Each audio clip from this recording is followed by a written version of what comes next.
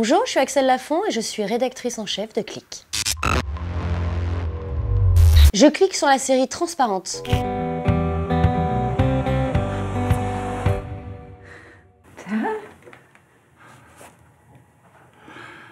So I have something to tell you. Le pitch, c'est un homme d'une 60aine d'années, père de famille, père de 3 enfants qui sont déjà des adultes. Et il leur avoue que depuis toujours, il se restreint de s'habiller en femme. J'ai regardé cette série en entier il y a 2 saisons, en moins de 3 jours. J'ai complètement adoré, ça m'a bouleversée. C'est exactement tout ce que je préfère. Ça touche à tout ce qui est en rapport avec l'identité, les enfants, ce que ça renvoie aux enfants, ce qu'ils ont vécu avec leur père.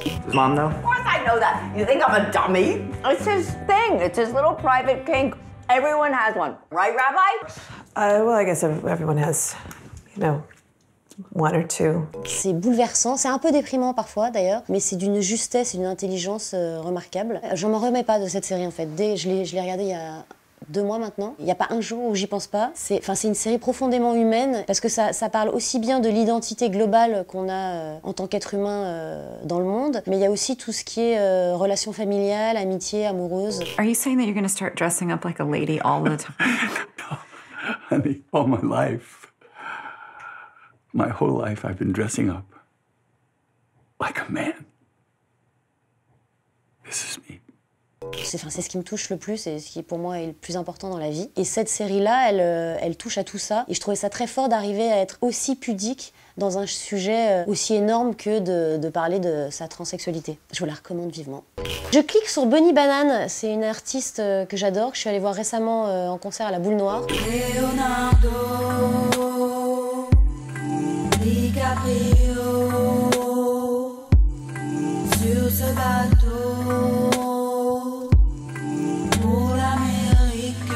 Il y a un univers très graphique autour d'elle. Les images qu'elle fait sont assez pensées et pointues. Et elle a un look complètement improbable qui va très bien avec son esprit et ce qu'elle chante.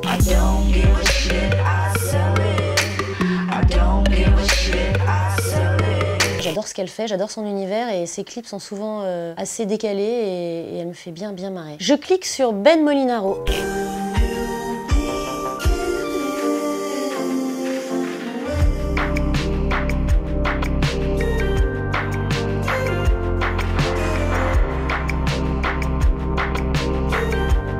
C'est un artiste que j'adore, qui a été l'accompagnateur de plein d'autres artistes avant de se lancer en album solo. Il a accompagné Christelle Warren, entre autres, les Coco Rosie, Ibrahim Alouf, le groupe Éléphant. Il est bassiste de formation et là, il sort un album qui démarre. Je crois qu'il a fait un EP là pour le moment. Il a fait un clip à l'arrache tout seul.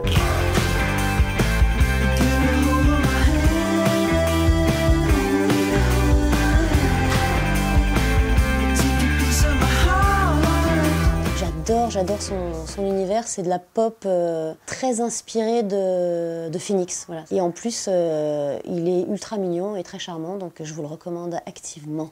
Je clique sur un couple, c'est 2 amis à moi que j'adore. Le premier, Hugo Mata, jeune styliste, il a un talent de malade et il fait des pochettes assez incroyables. Il a fait une collection homme, une collection femme, qui sont quand même des pochettes et des sacs avec de la pierre. C'est quand même assez improbable, de la vraie pierre. Donc il mélange des matériaux très nobles comme le cuir, plein de peaux différentes et de la pierre. Et il a un design et une inventivité assez folle. Et son amoureux, tout aussi talentueux, Nicolas Ouchnir, qui est calligraphe. Il repense des logos, évidemment, de marques, mais il fait aussi toutes les invitations pour toutes les Fashion Week, de toutes les grandes marques. Il arrive aussi à faire des tableaux et des portraits que à base de calligraphie. Et je dois dire que j'étais assez fascinée de découvrir ce métier. Je savais pas que c'était un métier en soi, donc je m'y suis un peu penchée et c'est d'une beauté assez rare. Enfin, je vous conseille ces deux artistes à retenir qui en plus s'aiment. Alors moi j'aime bien les gens qui s'aiment en général. Je clique sur Abby Cactus.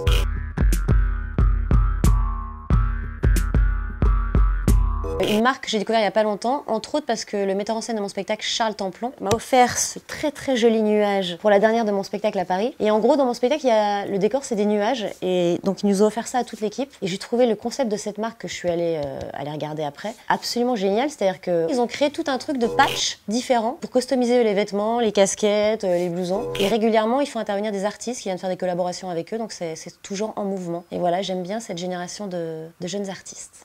Alors, je clique sur le triangle Trianon, la salle du Trianon à Paris. Je suis complètement fan de cette salle. Il se trouve que j'ai la chance incroyable d'y jouer bientôt le 27 mai. Et j'ai eu un coup de cœur pour cette salle que je connaissais depuis longtemps, mais qui a été complètement refaite voilà, il y a quelques années. Et j'ai entre autres été au concert de M là-bas.